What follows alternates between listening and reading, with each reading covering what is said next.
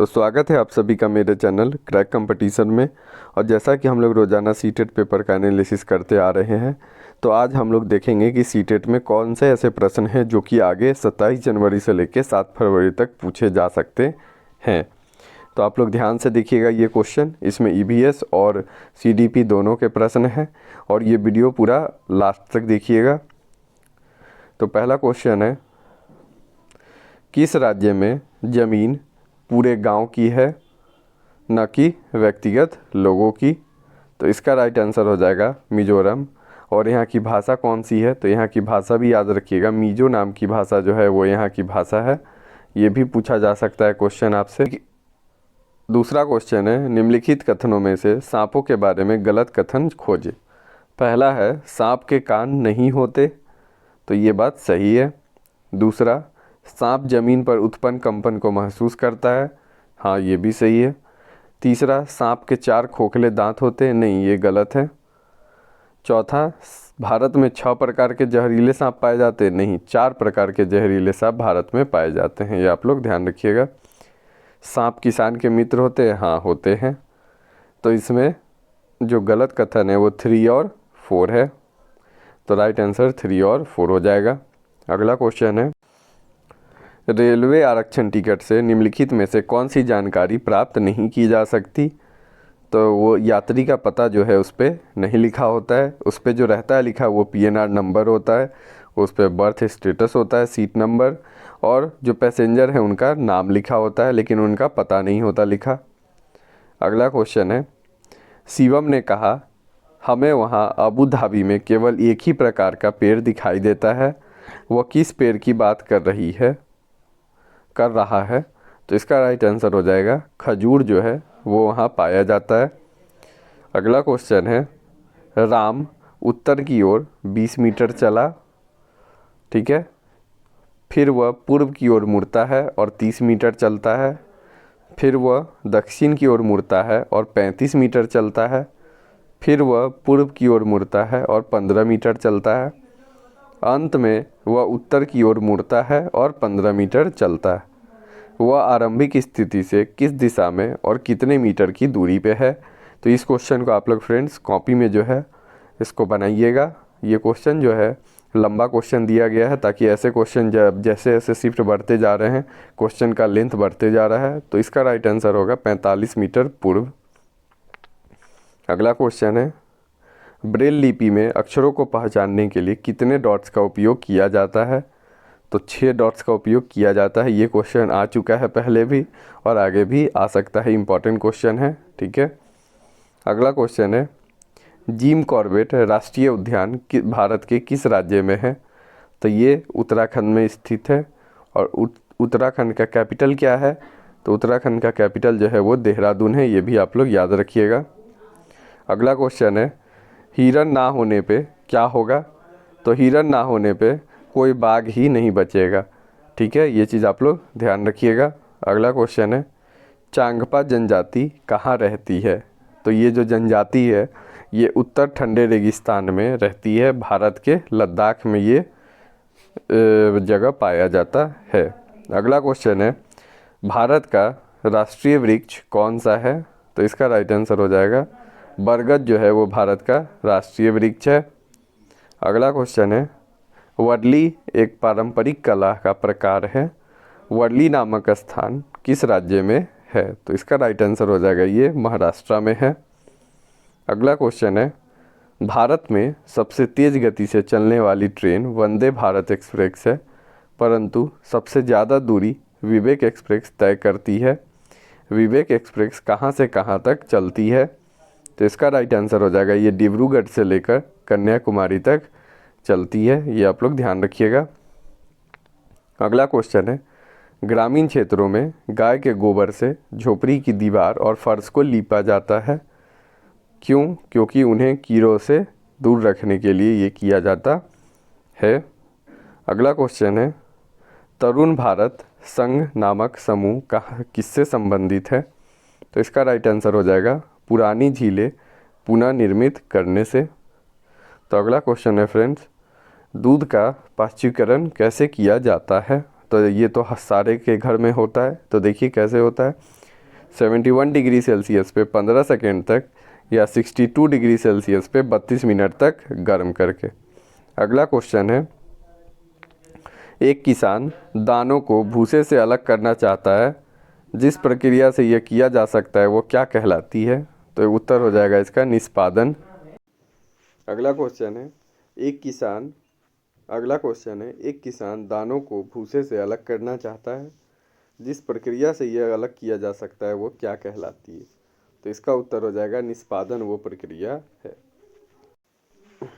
अगला क्वेश्चन है, कक्षा 3 में पर्यावरण अध्ययन के लिए पाठ्य योजना बनाते समय निम्नलिखित में से किस पर ध्यान दिया जाना चाहिए? तो इसका राइट आंसर होगा उपलब्ध शिक्षण संस्थान, पाठ की अवधि और बच्चों की क्षमता पे ध्यान दिया जाना चाहिए। अगला क्वेश्चन है, शिक्षण की निम्नलिखित में से कौन सी तकनीक में छात्रों में रचनात्मकता विकसित करने के लिए सर्वाधिक उपयुक्त होगी? तो इसका राइट आंसर होगा क्षेत्र भ्रमण के द्वारा बच्चे सबसे अच्छे से सीखेंगे। अगला क्वेश्चन है, प्राथमिक स्तर पर पर्यावरण शिक्षा के शिक्षण के मुख्य उद्देश्यों के संदर्भ में निम्नलिखित में से कौन सा कथन सत्य है? तो इसका राइट आंसर होगा पर्यावरण के विभिन्न तत्वों और घटकों के बीच पारस्परिक क्रिया को समझना, पर्यावरणीय मुद्दों के प्रति समझ, जागरूकता और संवेदनशीलता का निर्माण करना। तीसरा, स्थानधारियों मनुष्य और उनके पर्यावरण के बीच परस्पर क्रिया को जानना और समझना। अगला क्वेश्चन है, एक शिक्षक छात्रों से उन जानवरों के विभिन्न नामों के बारे में पूछ रहा है जो उन्हें लगता है कि डायनासोर से मिलते जुलते हैं और वो सभी उत्तरों को सही मानते हैं।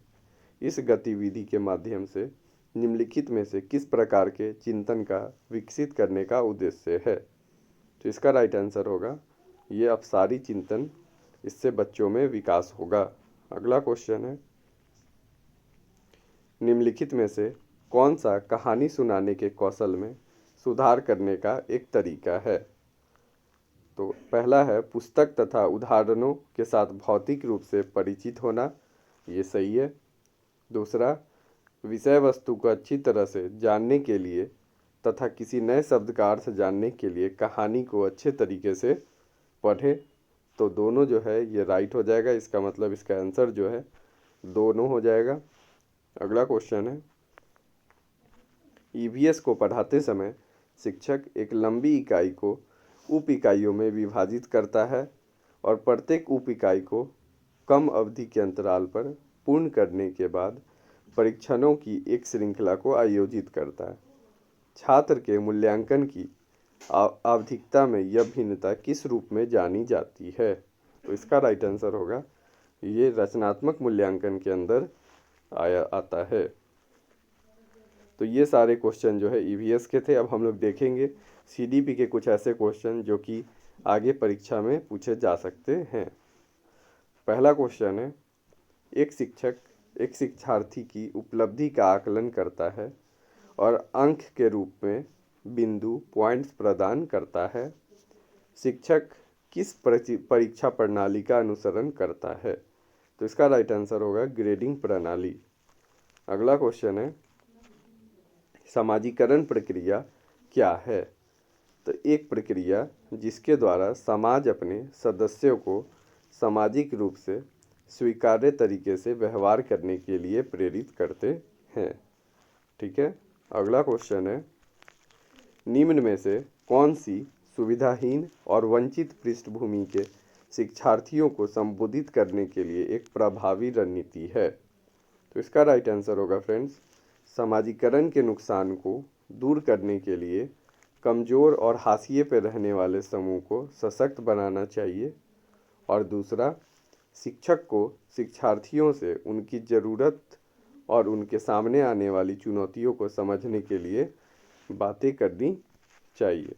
और अगला है, वंचित शिक्षार्थियों की भाषा और बोली के माध्यम से शिक्षा प्रदान करनी चाहिए। अगला क्वेश्चन है, किसी पूर्व संक्रियात्मक अवस्था में बच्चों में किस रूप में ज्ञात किसी वस्तु या किसी समस्या या घटना के पहलू को केवल एक विशेषता पर ध्यान केंद्रित करने की प्रबल प्रवृत्ति होती है। इसका राइट आंसर होगा अवधारणात्मक केंद्र। अगला क्वेश्चन है, निम्नलिखित में से कौन सा कथन सही है? तो इसका राइट आंसर होगा सभी बच्चों में समस्या समाधान के अलग अलग क्षमताएं हैं, वे विभिन्न पहलुओं में जांच करके इसका पता लगा सकते हैं। अगला क्वेश्चन है, निम्नलिखित में से कौन सा कथन गलत है?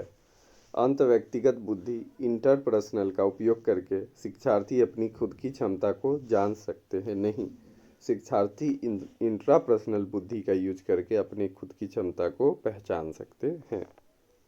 अगला क्वेश्चन है, अमन अब तार्किक और अमूर्त रूप से सोचने लगता है, लेकिन वह अपने पिछले चरण में जाना चाहता है जहां वह ज़्यादा तार्किक रूप से नहीं सोच सकता था, लेकिन वह ऐसा करने में असमर्थ है।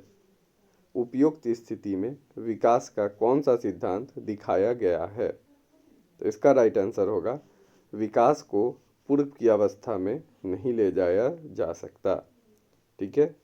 अगला क्वेश्चन है, मानव विकास में आनुवंशिकता और पर्यावरण की भूमिका के बारे में निम्नलिखित में से कौन सा कथन गलत है?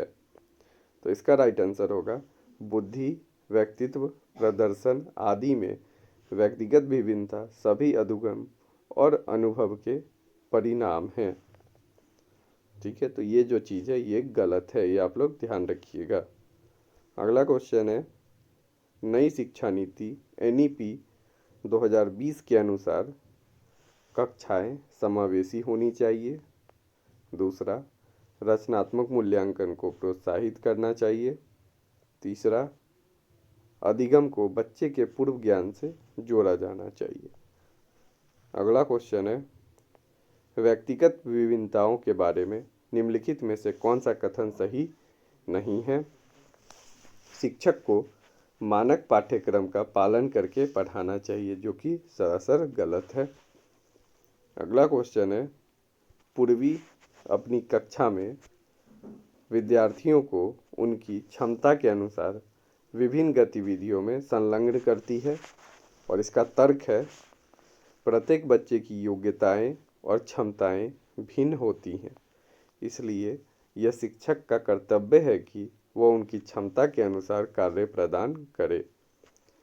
तो ये वाले क्वेश्चन में ए और बी यानी कि कथन और तर्क दोनों ही सत्य हैं और जो तर्क है वो कथन का व्याख्या सही तरीके से करता है। अगला क्वेश्चन है, निम्नलिखित में से कौन सी बहुबुद्धि सिद्धांत के प्रकार हैं? तो पहला है शारीरिक गतिशीलता बुद्धि, दूसरा है अंतर्व्यक्तित्व बुद्धि, तीसरा है भाषाई बुद्धि और चौथा है प्राकृतिक बुद्धि। ये आप लोग ध्यान रखिएगा। ठीक है, हावर्ड गार्डनर जो हैं वो ये बुद्धि के प्रकार दिए हैं। अगला क्वेश्चन है, जतिन आमतौर पर टीम के साथ खेल में भाग लेता है और हमेशा टीम की सफलता के साथ साथ व्यक्तिगत सफलता की भावना हासिल करता है। जतिन विकास के किस चरण का विकासात्मक कार्य दिखा रहा है? इसका राइट आंसर होगा उत्तर बाल्य अवस्था। अगला क्वेश्चन है, निम्नलिखित में से कौन सी प्रगतिशील शिक्षा की विशेषता है? तो पहला है शिक्षक सुगम करता है, दूसरा बच्चे करके सीखेंगे और तीसरा बाल केंद्रित शिक्षा पे ये बल देता है। अगला क्वेश्चन है, संज्ञानात्मक विकास से तात्पर्य उन प्रक्रियाओं से हैं जिनमें डैश को छोड़कर सभी शामिल हैं। तो इसका राइट आंसर हो जाएगा स्व साक्षात्कार। तो ये सारे प्रश्न EVS और CDP के थे जो आगे परीक्षा में पूछे जाएंगे। तो आप लोग ये सारे क्वेश्चन को रिवाइज कर लीजिए। आई होप आप लोग को ये वीडियो अच्छा लगा होगा। अगर वीडियो अच्छा लगा है तो वीडियो को लाइक करें और अपने दोस्तों के बीच वीडियो को शेयर करें और ऐसे ही रोज़ाना सीटेट एनालिसिस को देखने के लिए इस चैनल को सब्सक्राइब करें। Thank you.